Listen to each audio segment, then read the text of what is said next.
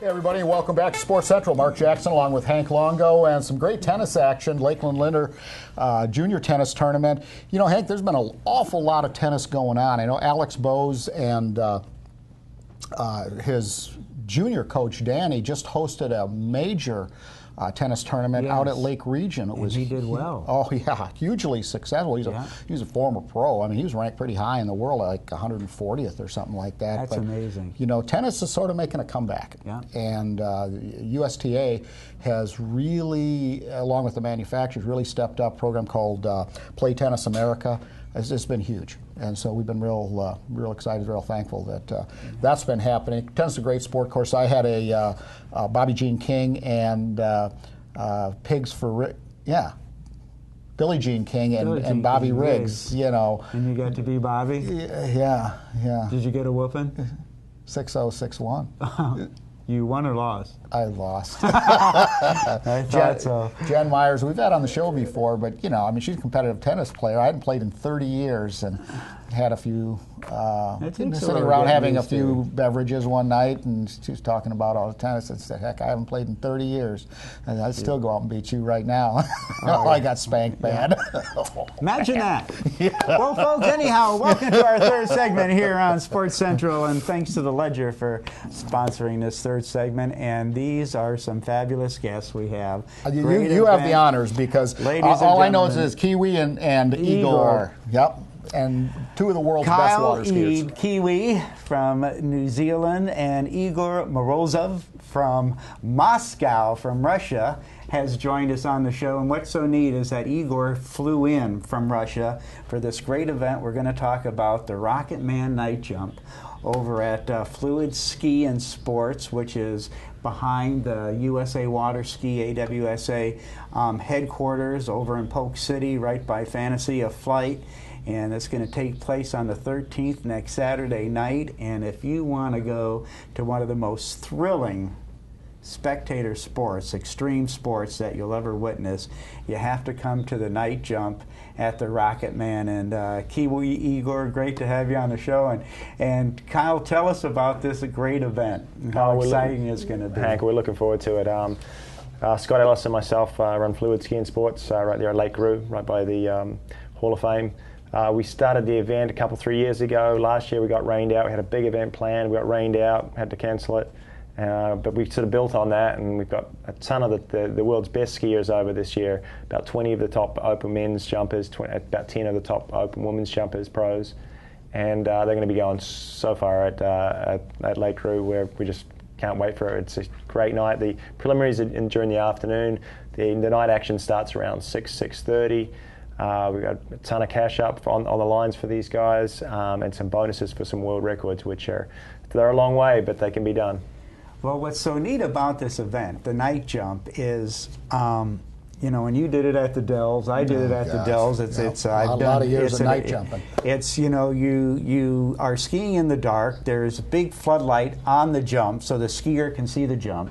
There's a light where the skier gets the setup so that they can get their setup as they, you know, cut out on the side of the boat to get ready to come to the jump. And there's a light on them, but it's basically you see these skiers coming out of the dark at 70 miles an hour to hit this jump and going 30, 35 feet up in the air, 230, 40 feet. Well, if they break the world record, there's some big money up for gaff, but it is so exhilarating and it's so exciting. And Igor is one of the top jumpers in the world that's participated in these night jumps all over the world. What's it like once you get out there, different from the day when you can see everything? Your adrenaline gets going a little bit more? Yeah, it's just much more scary, honestly. And exactly as you said, we're coming out of the dark, and you can hear the sound of 430 horsepower boat coming out first, and then the jumper going at 70 miles an hour, and it's just so much adrenaline, so exciting, scary, and it's such a great show. So, I mean, if you have an opportunity to come, it's also, we're going to compete not only for Rocketman Trophy, we're also going to crown World Ski Fly Tour champion at this tournament for this year. So that's going to be really exciting. We have a big belt, Well, you guys were still wetting your pants when this happened, but the first guy ever to go over 200 feet, Glenn Thurlow. And Glenn jumped 202 at the Mooma Masters. Yep. And that was, and on the Pro Tour, you know, Glenn, the Aussies are all, everybody loved the Aussies. You know, of course, you're from New Zealand. But that was many, many years ago, but it was done at night. And so when you're talking about world record possibilities, it's, you know, and I'm not sure why, Hank, because, and guys, you're the experts now. Is it because you have to concentrate so much on your technique and you can't see the other things going on, or what do you think? What's the reason? Possibly. I mean, water ski jumping is as extreme as you get during the day, and at night everything's just elevated so much more. And these jumpers have to rely on their instincts, and you're right. You know, they just have to trust in their body and to do the right things. And we're going to have all the ingredients for huge jumps. We got the Nautique boats out there, 430 horsepower, one of the strongest boats in the market. We're going to be zipping these guys in as fast as we can. And I mean, we're just the adrenaline at night too. That's, you know, the heat of competition. When everything, you know, the money's on the line, there's this bonus up. Everyone's just going to be supercharged up, and that's what creates great performances. So, yeah, all the ingredients are there. I want to talk about his equipment here. We've got it in here, and because I don't think people realize, and it's changed so much from the first days of the Pro Tour. And I noticed a fin on there. The last time I saw, well, I have metal fin. I had metal fins on my jumpers. I took my middle fins off. I used to have them, but if you hit the side of the ramp, which I have occasion to do, they don't break. And then you end up with the ski coming around your head, and out the front you go. So I put my plastic fins back on, so if I hit the corner, the fin breaks. So Igor, a lot of faith there, and you're not catching the corner with those aluminum fins on there. We need to get it held up so people can see how. Yeah, stand up, Russ, Igor. Can we get a shot with Igor standing up, and just to see how big these jumpers are? I don't know if you can see the whole ski, but we're gonna, maybe we'll stretch it around this way. They're 90 inch. Is this a 90-inch ski? Oh no, that's actually 94 inches ski. 94-inch. And we have two of those. And yeah, we have metal fins, no mistakes. No mistakes. But only for the best speed you can get, and a lot of tip pressure for the longest hang in the air, for the right aerodynamic position, so can what get you more. folks want to think of is, if you've witnessed the Olympics and seen the snow ski jumping on the Olympics, this is how these fellas go through the air on their water ski jumpers, almost identical to see how you'd see a snow skier. And that's with the longer ski like this, you can lay out over the front and you have the support underneath you to be able to stay there. Exactly. One of the things I want to point out that I don't know if you can see this or not, but the bindings, these are Wiley bindings, and somebody has pulled these so tight and then trimmed them off here, okay, because you want your bindings, if you're a recreational water skier, you don't need them this tight, but these are so tight that I'll guarantee when these guys come in from a world-class performance, your feet hurt, don't they? Yeah. You can almost take only 3 or 4 jumps and you have to go back to the dock. Yep, and your feet get numb on you. Yeah.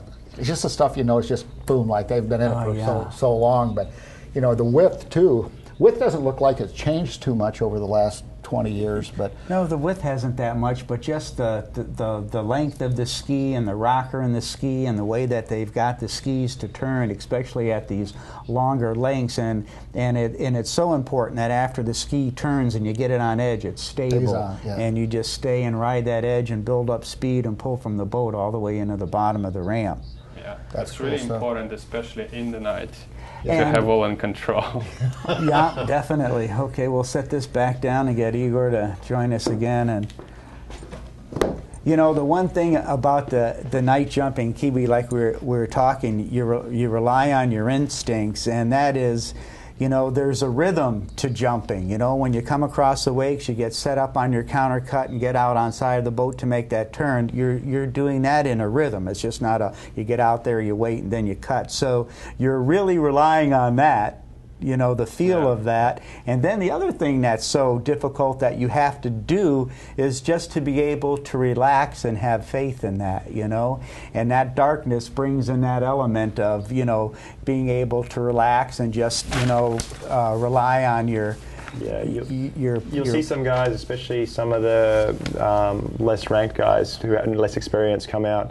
They're really tense on their first one. They don't trust themselves. It looks like they feel like they're going faster than what they are. They don't trust their timing. And then after one jump or two, they'll start to relax, and then that's usually when they hit a big one off. And it takes a little bit. It's one of the hardest things to do in skiing is figure out how to jump at night and trust yourself to just relax and go with it, especially when you're going 70 mile an hour at this 6-foot ramp. Guys, you're the two of the best in the world. One from New Zealand, one from Russia. What's different about skiing in New Zealand and Russia than the ski environment here? But give us a little insight what it's like. I mean, it's got to be different. Well, obviously New Zealand, a very small country, but it's just a small sport in New Zealand. So we have some top skiers. Aaron Larkin is one of the top slalom skiers right now on the tour. We just don't have the depth. Here in Florida, this is the capital of skiing, and Polk City, where we are, is pretty much the center of it. Epicenter, yeah. Exactly. There's just so many beautiful lakes around here. The weather's awesome year round, so you just get so much more time on the water. It's a place to come train. So we get a fairly short season. I mean, our summer's decent, but it's not super long. We can ski a little bit during the winter, but what you'll find if you really start clicking and want to pursue skiing, everyone will come train here in Florida, and especially right around this area. Now, people think of Russia. They think of Moscow, wearing, wool hats and all of that type of stuff. You don't think, but there's been some world champion skiers that have come out of Russia. I mean, some great trick skiers, jumpers.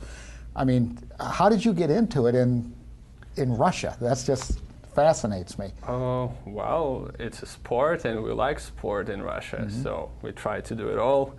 But yeah, exactly, it's not an easy one, especially in Russia, where in New Zealand they can almost ski through the whole winter. In Russia, it's 5 months a year. So you have to be really busy and then do really a lot of off-season training. So, I mean, that's obviously why I'm here in the capital of water skiing. Russia's actually a little bit, Igor's actually a little bit different from most Russians. Like, they're very, very strong in their trick skiing, and they in the winter they actually trick in pools. So they practice their toe tricks, and they're very, very strong in tricks. Not as strong in jumping, but Igor, another guy, Vladimir, is starting to come on, and there's some top jumpers coming out of Russia now. That's some cool stuff. Well, the jumping is, from my point of view, so much more exciting. Yeah, It's we worth agree. it. That's Well, it was funny, guys. On the original Coors Light International Pro Tour, Rob Shirley, who started it with Mastercraft boats, the trick skiing wasn't included. It was just slalom, and jumping, and freestyle jumping, and those were the 3 events. And trick skiing per se, 3-event trick skiing wasn't included because he thought it was too boring.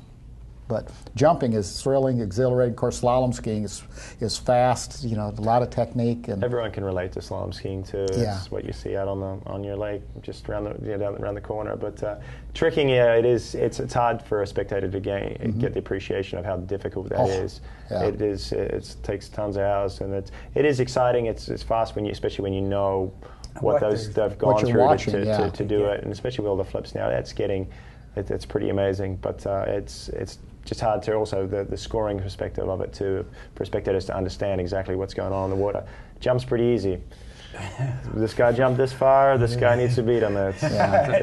Well, years ago when jumping first started, they had the style points. The style. They did, yeah. Yeah, it was a long time. But one of the other things that's changed, back in, again, back to the first few years of the Pro Tour, 70-inch skis, 73, I had 73 in ski. These are 20 inches longer than that. Has that made do you guys think it's made a safety difference? Do you think these are safer skis than the old, 70-inch jumpers and 73-inch jumpers? Definitely safer. I mean, people are going way further though. So you're not crashing as much, but when you do, that's a lot of material going through the air to start spinning you, and a lot of torque on your knees, and the injuries are bigger when you actually do crash. 200, back when you're going on the 73-inch skis, 200 was a long jump. Oh. Now 230, 240, a lot more speed, a lot more height, and those crashes 15-20% can really further. hurt. Yeah. And we've actually, we've done ski flying before too, a few years ago in the past, which was crazy, and up at close to 300 feet. Yeah. Which, again, didn't crash that much. But when you When it did, we knew about it.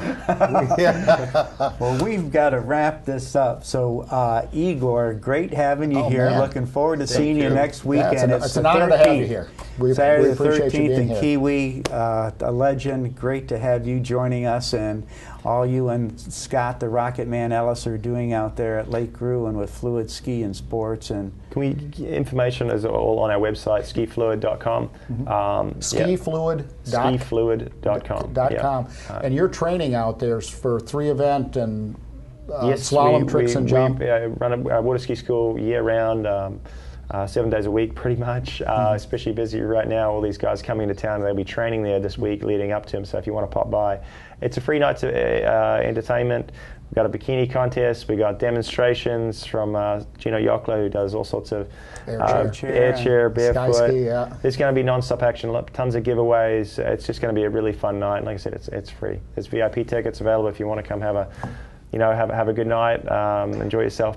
And a benefit for the Winter Haven Hospital. For $10, you can get a ticket and try to win a Mastercraft boat for a year. Houston Motors and Winter Haven Hospital teaming up on that. So another great thing. So actually, you get a chance to see both Correct Craft and Mastercraft, so that's a good thing. Yep. Yeah. So guys, thanks for thanks making it here. for Break up your training day here to come join us on Sports Central. You Thanks take so this much. as a segment, and when you go up to the Wisconsin Water Ski Think Tank, Yeah, that'd be a good promo, Yeah, especially for great Fluid thing. Sports. So.